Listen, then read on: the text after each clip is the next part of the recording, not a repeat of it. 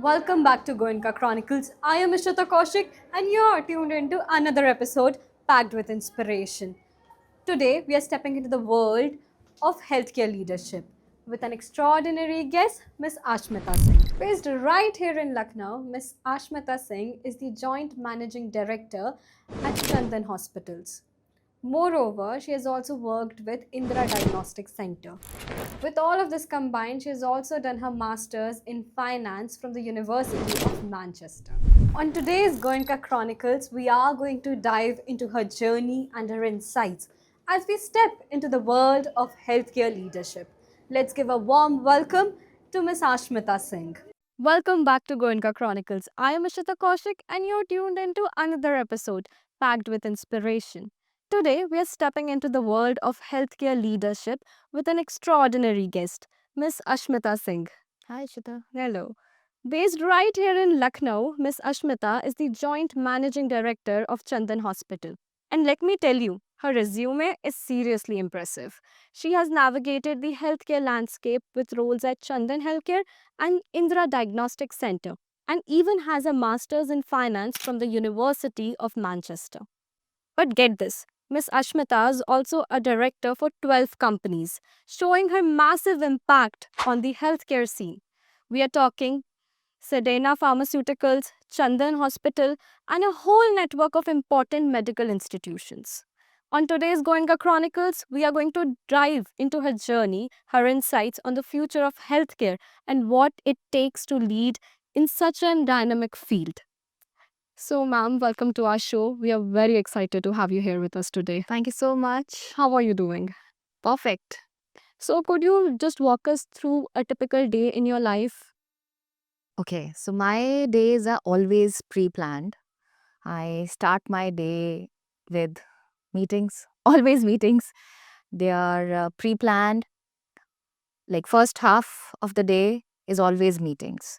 And probably then I'll have my lunch. Then I'll take some interviews because I like to hire my own team. The final interview I like to take. And then comes the planning part of the day wherein I sit alone, plan, innovate, or finish my pending work and then leave for the day. That's lovely. You said you always pre plan your day. So, do you do it by making a diary or a journal? How do you go about it? Yes, I use calendars and obviously I have my people who take care of it. And I like writing down everything physically. That's lovely. So, as a student, what were your biggest dreams and ambitions? Did you always want to be in healthcare? See, when I was a student, like our teachers used to ask the whole crowd, what do you want to be? Like people used to say, I want to be a doctor, I want to be an engineer. I was the only one in the entire class who used to say, I want to be a businesswoman. So everybody used to be shocked, well, like, what is this? Why this? What will she do? But I was very firm that I want to enter into business and I want to have my own hospital one day. Damn. When I meet you, I can see that unique charm, the way. Now, were you ever confused about your career path? Like, if yes, like, how did you find the clarity? Actually, I was never confused. I knew what I wanted to do. So I always found my path around it. Like I knew not everybody is that clear. So, yes, that's a problem for a few people. Probably anybody can take counseling for that, or they can discuss it with with closed ones. And I believe mentors help a lot in life. If anybody is not clear, you should have your mentors with whom you can discuss and move on. Right. Considering you did your master's in finance and then went on to go for healthcare industry, managing department, what was that point where you decided ki instead of finance, you want to go for the management? See, I always wanted to do management, but I knew that I need the knowledge of finance the most. So my second option was marketing. I always knew that I need finance and marketing knowledge, but I was clear that I want to enter into operations and management. That's lovely. So, you have been associated with multiple companies. How do you manage such diverse responsibilities? I can say that once I came back from Manchester, I started my journey with pharmacy division. I took 2 years to get it into profits. Like it was, we just started the pharmacy business at that time. It had its own challenges. So, but after 2 years, we were successfully able to break even and come into profits. Then after a few years, I entered diagnostic business, and like till today, I am completely involved in diagnostics operations and marketing. And this year, we got our diagnostic company listed. 6 years back, we started our hospital, and then I started looking after the operations of hospital also. So it was gradual for me. I learned slowly. I took up each division, gave my own time. I had my own time. So it was not difficult. Very true. Now, what are some common myths about working in the healthcare industry? Common myths. It's very stressful. It's more gratifying than stressful. Uh, Common myths, I would say, if being a woman, people say that there is a lot of work biasness Hmm. in the entire country. I would say in healthcare, majority of the frontline roles are with females. So 70% of the nurses, 70 to 80% of the nurses are females. Uh, 29% of the doctors are females. So it's a very good business for females to enter. There's so much of respect for women in this business. That was very enlightening, especially the way you said that it's more gratifying than it's stressful. Very well put up. So, are there any mistakes that you made in your career, or something where you feel you could have done it better? Lot of mistakes. I learned from my mistakes. I believe act, and then correct rather than just wait, just decide the best, keep on waiting, deciding the best. No, I believe in action. And if you act, you will make mistakes. And that's okay. And that's how you learn more. Because you act more, you learn more, and you succeed more. Very true. What are the biggest leadership lessons you have learned in your career? See, I would say without innovation, you can't grow, especially in healthcare. If I talk about hospital, if we don't have the latest machinery, if we don't innovate, if we don't bring out with, if we don't come up with new technologies, new treatments, we'll be lagging behind and our patients would suffer. Innovation is that important in hospitals. If I talk about diagnostics, we need to come up with new testing that's available around the world. We need to be very good at IT, because people must be thinking, why IT in healthcare? No, I would say if we talk about pharmacy, pharmacies can't run without a very robust IT system. We need to innovate. We need to spend a lot in our IT systems. They help us in optimizing our entire operations chain. Sorry, they help us in optimizing our entire operations chain. Very true. The way you have connected the dots and told how IT also plays a vital role, it's probably overlooked. Yeah, So, yeah. in healthcare. Yeah. Yes. So, considering you're in management, have you ever experienced any challenging or unpleasant interactions with doctors or medical staffs in your role? Like, how did you handle these situations when you were out? See, if we talk about hospitals, the environment is challenging. It is stressful. So sometimes, yes, people act out. And I believe that we should be forgiving. We are in a business of care. So sometimes patients are worried. Because of them, doctors get worried. Because of them, the staff gets worried. So we, as leaders, we have a role to play in pacifying them, in taking care of them, because they are in the front lines. We are not.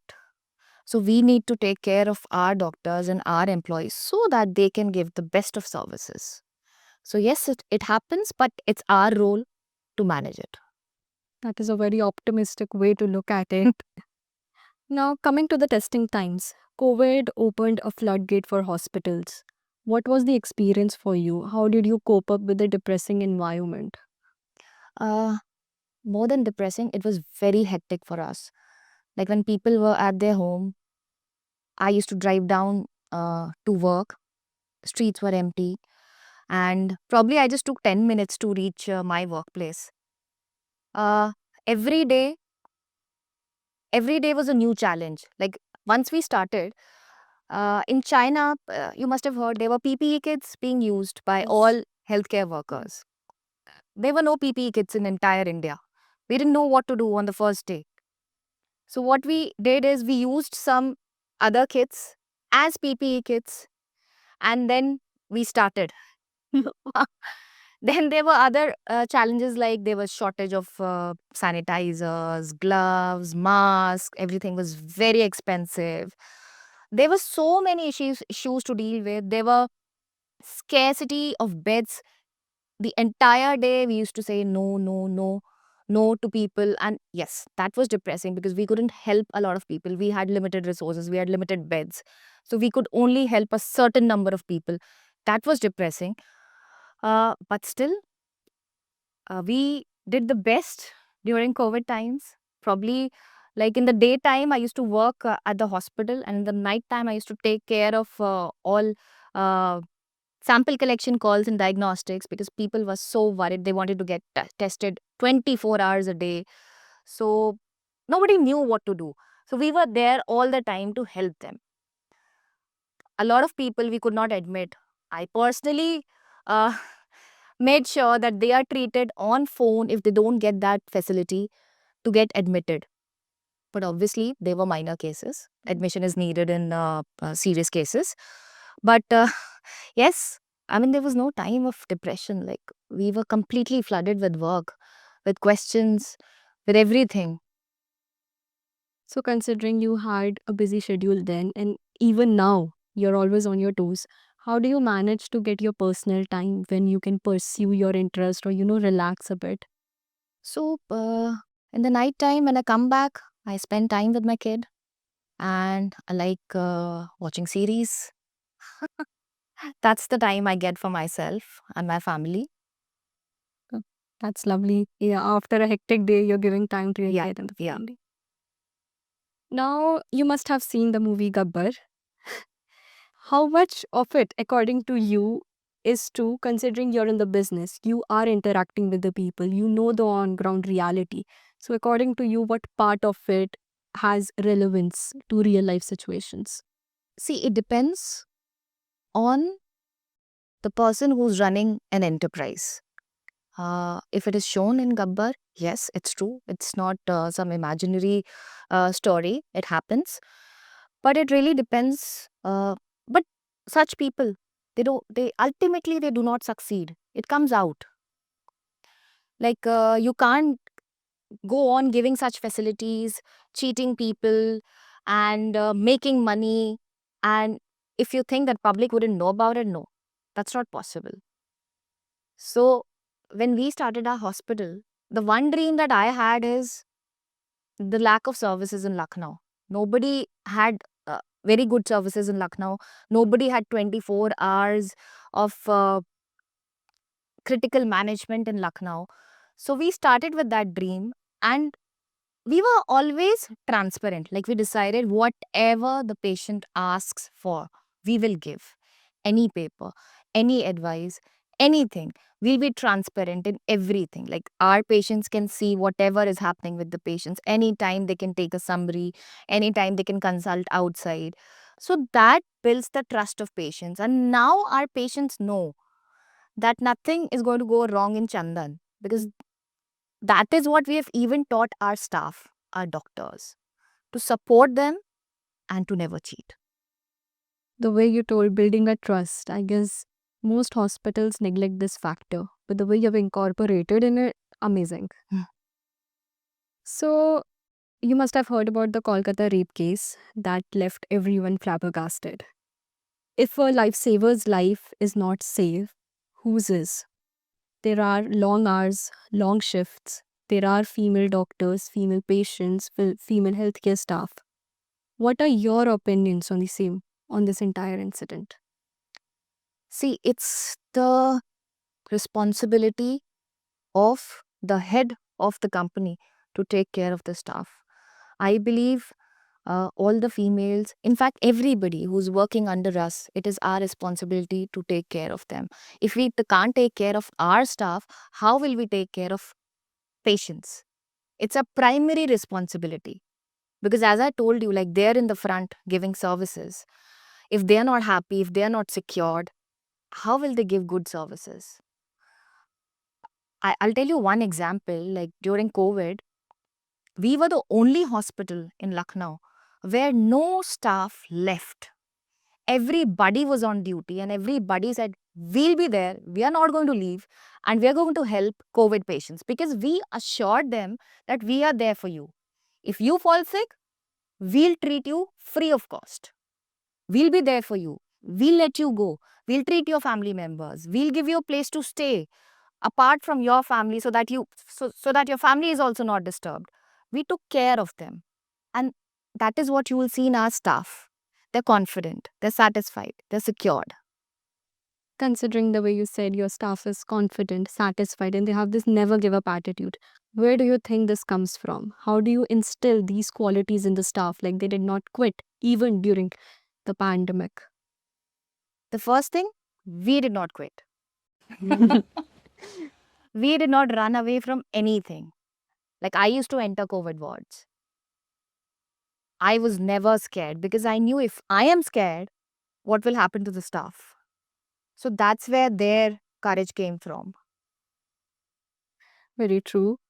Now, what do you think? Any kind of measures that can be taken up to ensure the safety and security of women in these fields, considering what happened in Kolkata? See, first of all, very basic thing like CCTV coverage should be there everywhere, should be properly checked. Then the timings should be taken care of. Yes, in healthcare, you need to work 24 hours and you can't have night shifts just for males. Yes, females are going to work. So there should be proper places for them, safe places for them to rest, take care, change. We should ensure that they have proper safe environment wherein they can probably have food, sit with people when they're relaxing, and uh, probably everything flows from the top. Right. If I give respect to women and if I'm not tolerant to anybody who's doing anything against women, the entire staff would understand. And that Mm. will create an environment where no one would do anything against women. True. That's very true. The way you said, no, that you have good insights. Now, most people are not satisfied with the judgment that was released in the Kolkata rape case. Do you think justice has died down? What is the take on this entire matter, considering you're in the management department on behalf of your hospital and staff? And do you think you're still in a position where you would like to voice your opinion again that an appeal should be filed for it? Okay, so I'll not give my take on the judgment, but belonging to this profession, I would just say that whatever happened was wrong. Things were not handled properly. And before that, there was no safe environment for women in that hospital. True. Now, if you could give one life lesson to every student listening today, what would it be? I would like more entrepreneurs from GD Goenka. And one thing I would like to say that first of all, ask why. Why do you want to do this business? Why do you want to enter in this field? Why? You should have a why and build around that why. So that why is not income actually. Hmm. The why is the impact that you are going to create on the lives of the people with your business. So think about the why and then start. Very true. So, considering, as you said, top to bottom, you're catering everyone. Do you have some kind of CSR provisions in your hospital? Yes, we do have. So, from time to time, we keep on having free OPDs for our patients who can't really afford. And then we go to rural areas and we do free OPDs there. If we get any surgical cases, we help them free of cost. We do surgeries free of cost for them. Then in our hospital also. So if anybody who comes in an emergency situation, see, sometimes there are accidents. Sometimes the patient doesn't have anybody with them. Like people get them from the road and they come. So we believe we never let them go. We give them free of cost initial treatment and then they can decide wherever they want to go. But we do not let anybody go in emergency situation. We treat them.